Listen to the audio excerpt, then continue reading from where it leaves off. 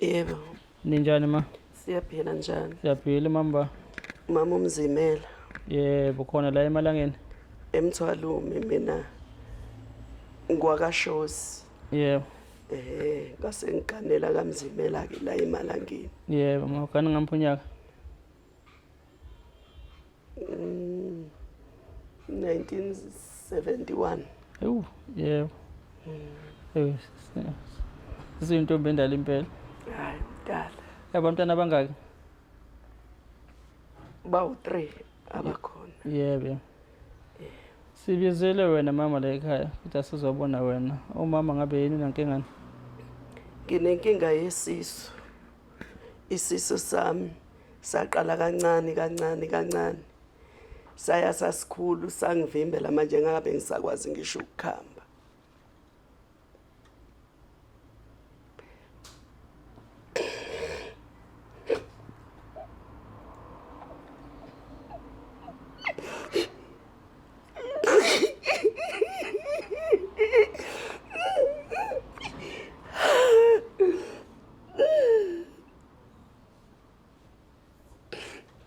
Iyona inkinga yami nginayo.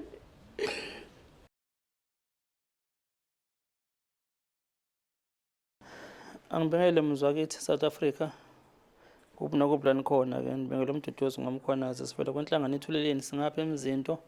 Sesibuye kwesibili la emzini wakaMzimela emalangeni. Angizileke kahle namuhla. Umoya ophansi nje. Sike safika la emasontweni ami ngakadlule. Ngasizobona umama wakhona lapha ekhaya egula enenkinga yesisu. Kodwa ke namhlanje ke khona esize ngakho kungekuhle usale kwenzeka singasekho. But ke angiyena umuntu uyathanda ukuthi ke ahambe efake izinto noma kanjani umndeni engakawuniki ithuba makunezifo ezikanje esuke seyivelile. But ngiyangilinda umndeni eqala kuze kube yiwona ke mhlawumbe sizokwazi ukuthi siwubone kube wona ozosithulela ukuthi kwenzakaleni. Nginomama ke la okudadewabo wakhe umama sazombona lo nenkinga yesisu. Sawubona ma. Yebo. Siyaphila njani? Siyaphila njani? Siyaphila umama ubani? Umama uMyende. Yebo. Umama uMyende udadewethu lo. Ufikile la ekhaya ingane zingifonela zingitshela ukuthi uyagula. Ngase ngiyafika ke. Ngafika esewile ngaphambi komnyango. Ase siyamthatha ke simfaka emotweni samphuthumisa esibhedlela. Esibhedlela kabamisa ku-X-ray. Sithe sabona sebesho bethi usethulile. Ngolesinga ngesonto? Ngesonto ekseni. Kuthe ngo-3 wabe siyahamba. Kodwa ubekade engenalutho. Asazi ukuthi kwenzekeni. Ngoba bekufisa yena ukuhamba ngoJulayi ebuhleni. Kodwa kwenzekanga ngoba bezimisele ethi nje siyahamba.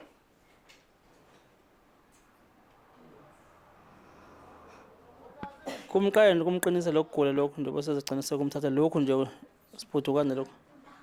Kusho ukuthi kumqala ebusuku. Kuzosa kuba isonto. Ngiyemini yonke nje ngesabathu ongenalutho. Akumnika ngasikhathi. Njengakumqala ebusuku sekuya-6 sakhuluma.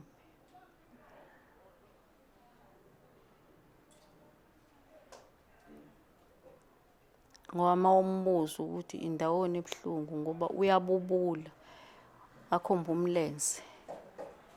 Uthi ukhomba umlenze mawumbuza ukuthi ilaphi futhi abesekhomba isisu. Akukho kunye. Okay, uzobekwa nini ma? Uzobekwa ngesonto, uzofika ngesabatha, abekwe ngesonto.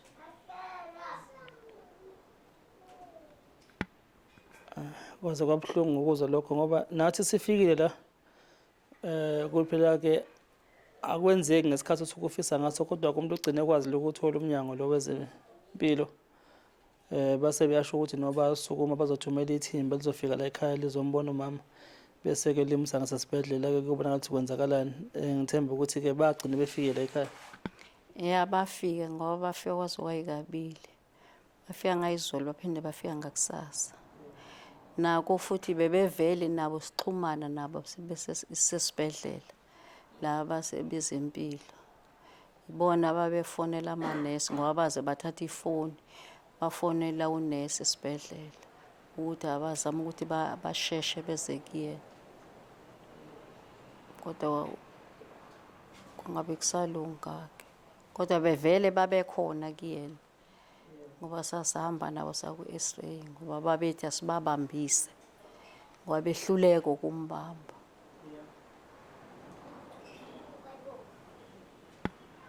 Iy'ndaba-ke ezingezinhle South Africa esiyitholayo la emzini kaMzimela ukuthi umama akakasekho emhlabeni. Ugcine kumnqoba kokufa ngosuku langeSonto.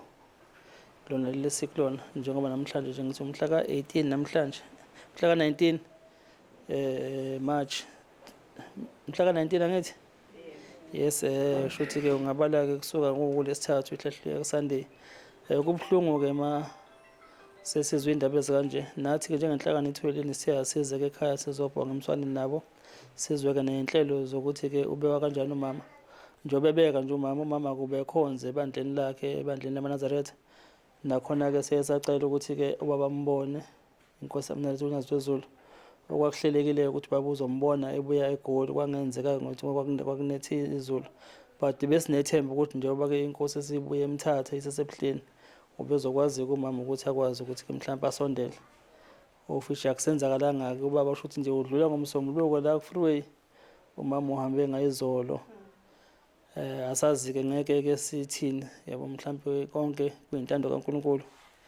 But-ke ngubonge nawo kumnyango wezempilo la KwaZulu-Natal ngoba after ngikhulumile nabo ngempela balithumela ithimba lafika la bese kulona-ke bezothatha over-ke isimo sikamama nazo bathi ukuthi basibheke basifakele ibuko.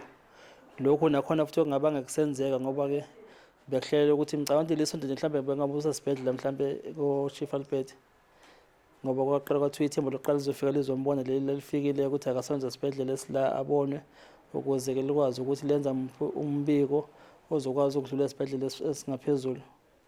Akubanga kusenzeka-ke ma. Hayi akwenzekanga. Kanti sasizimisele impela ukuthi uzosinda ngoba naye wayithanda le ndlela enifuna ukuyenza kuyena. Wathi nje awusejahile angcombe senifikile. Ayinake kungenzekanga. No, asizukuba mude ma siyabonga nje. Sezwile ukuthi ubekwa ngesonto umama nakulabo abangafisa mhlawumbe endaweni ukuthi baze inkonzweni yakho umama shuthi isonto yabo nje beku-19 namhlanje. Mhla ka-23 uzobekwa mhla ka-23 kuMashi yebo. Yebo. Khona la emalangeni ekhaya. La igcekeni njengoba sekuqaliwe nje ukulungisa indle yakhe. Indle yakhe lesibona lapha ilungiswa lapha. No hayi akunankinga siyabonga ma. Okay, siyabonga ngathi nje ningabasiza bonke abantu emhlabeni ngoba zikhona izifo siyazibona ziningi. Nibasize Nkosi yami. Ngoba nathi besithi sosizakala. Siyabonga. Siyabonga ma siyozama njengamandla ethu ngoba nathi asinawo amandla athini kube kuya ngathi ungabe nje senza ngendlela esifisa ngayo but-ke nathi sesifike kumuntu simvezele izwe sihambe-ke singqongqo zakhe ukuthi laba bangakwazi ukuthi balekelele. Kumama-ke akwenzakalanga uNkulunkulu akavumanga kodwa ngeke sithini. Siyabonga. Njengamanje simukela undodakazi-ke wakhe umama okuyena-ke umuntu obesixhumana kakhulu ngocingo noma-ke sekwenzeke lesike senzeka umshophi lo uyena owangifonela engifonela ekhala bika nami ngezwa ngenyembezi nje ukuthi hayi angathi akuhambi kahle. Dadewethu kunjani? Siyaphila njani? Siyancenga. Yebo asikhona. Siyaxolisa ukufika sekunje. Ya.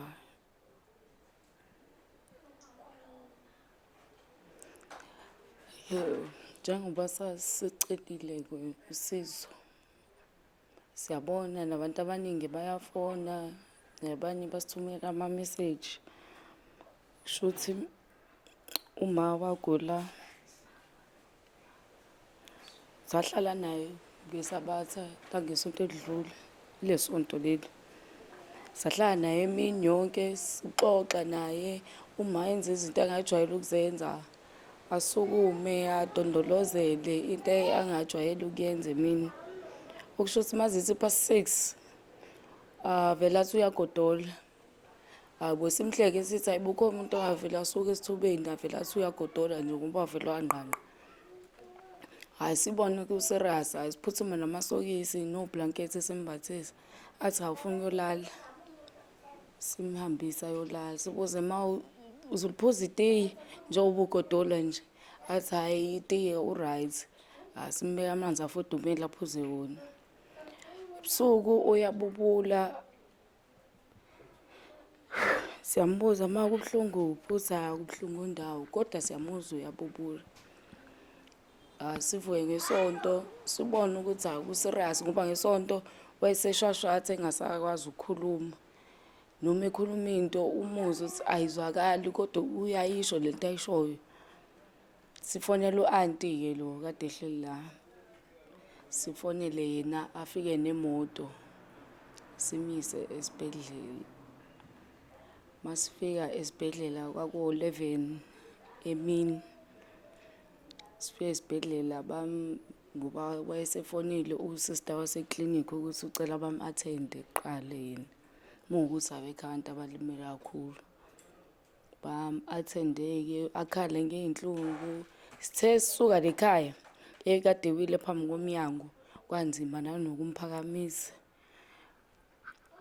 Simfake evenini. Sithe masingena ku-freeway akhale ngeqolo, akhale ngomlenze. Athi ubuhlungu umlenze. Ekhomba nakhona ethi angithi unyawo ekhomba ukuthi ngiliphakamise. Ngiliphakamise athathe isiqamelo usho ukuthi ethi angishude ngaphansi komlenze. Sifike esibhedlela bamisa kwi-X-ray bamnika amaphilisi ey'nhlungu umjovo. Zithume ziya ko-3 esibhedlela ntambama. Ngoba mina ngangisele nayo anti besele ngaphandle casualty. Mase ngibona ukuthi hayi uma ngizwe ngishiwe igazi ukuthi ngoba ngangise namehlo akhe seguquka. Engathi aba grey or orange. Nolimi selulahle orange. Ngizwe ukudonsa kwakhe umoya ukuthi useyawufosa uphefumule. Shuthi odokotela babona base bacela ngiphume nami ngiyolinda ngaphandle. Bangiphumela ngaphandle kwakuyoshawa 3. Sihlale no-auntie ngaphandle. Zithi masise 3:30 bamemeza. Sohamba nomzimela. Ngingena ngisimangena.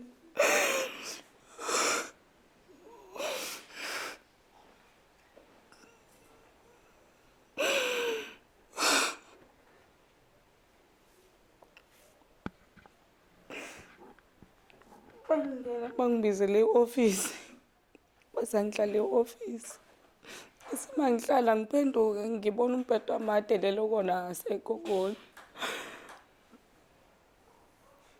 Kungena udokotela. Athi udokotela ngisubonile uma ukhale ngey'nhlungu akhale ngazo. Samnikeza imjovo namaphilisi. Wathi uyaxolisa ukusho ukuthi uma ushiye ngabo 3. Okusho ukuthi nje bangixosha ngaphakathi esibhedlela babesebona ukuthi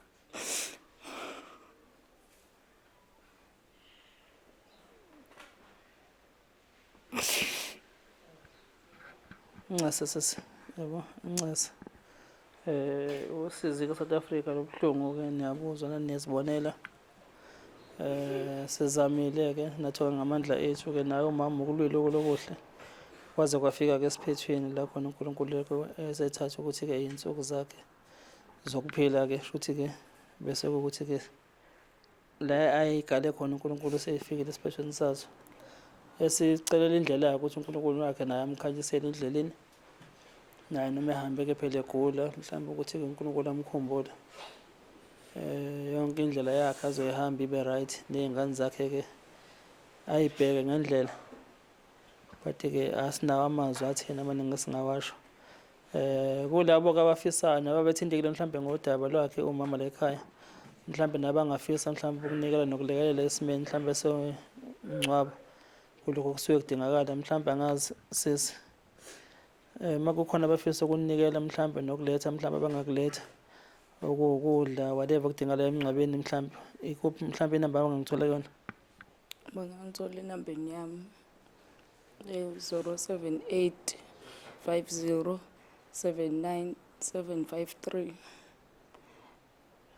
Bazothola bani? Bangathola mina kuyona. Iphinde ma 078 50 79 753. Yilokho-ke South Africa-ke njengoba ngiphinde futhi ngithi ukuthi nasemnyangweni wezempilo siyabonga ngoba ngithi bayafika lapha ekhaya ma. Ewe bafi. Bese-ke bese sinethemba ukuthi konke kuzolunga.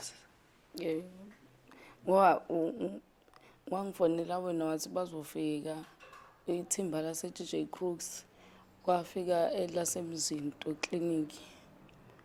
Bafika benza konke bathi uma ukuthi uma uba nenkinga sufonele kubona, banginika inamba yamphathi wasekliniki Mzinto.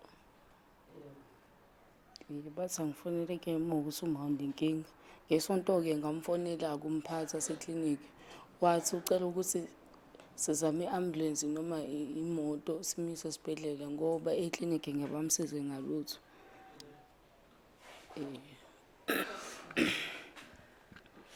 No, siyabonga dadewethu. Imizamo-ke besiyizama nathi ngaphezu kwamandla ethu, but-ke akukho esingakusho ukuthini. South Africa yilokho-ke uma kukhona abangafisa ukulula isandla la ekhaya kulesi simo-ke sokufihla-ke umama, siyacela-ke inamba sesiyishiyile. Yilokho nje siphatheka kabi-ke njengenhlangano ithweleni ngoba lezi zifo esiy'bonayo khona izifo esesiy'bonile ukuthi-ke ziyingozi, ziwujuqu, but-ke singazi noma siyiveze kubantu ukuze nomuntu uma qala mhlawumbe impawu asheshe asukume ngoba sesibonile izifo nje ey'ntathu nje. Hhayi ziwujuqu South Africa. Ngikhuluma nje kunaba-cases abantu abakhona abangasekho emhlabeni, abanye bahambe nje kuyona le nyanga esikuyona uMashi, abanye bebehamba ngemuva, but-ke izifo nathi esisathukile esingazi-ke mhlawumbe ukuthi-ke kuyoze kubikwe ngazo mhlawumbe ukuthi abantu baziswe ukuthi lezi zifo ngathi bayahluleka ukuzelapha nabezempilo. But-ke ngeke sithini-ke isikhathi esiphila kusona neBhayibheli liyasho ukuthi kuyoba khona nezifo ngokwehlukana kwazo esiy'bona namhlanje. But-ke sithi-ke kulo mndeni lapha ekhaya ngathi sithi nje dudu alohlanga lingehlanga, esithembayo ukuthi-ke nomndeni usuyofihla kahle ngesonto. Nathi uNkulunkulu uma ezivumelile mhlawumbe sangaphazamiseka mhlawumbe siyojuka siba khona enkonzweni yokugcina kamama sizomphelezela ngaphandle uma kuphike zona izimo, kodwa inhliziyo zobe zikhona la. Yilokho nje siyabonga ma. Siyabonga. Yebo siyabonga ekhaya nokusamukela nje khona kunje ukuthi nisivulele umnyango sikwazi kodwa ukuthi sifike nathi sizobonga emswaneni nani. Siyabonga. Siyabonga South Africa.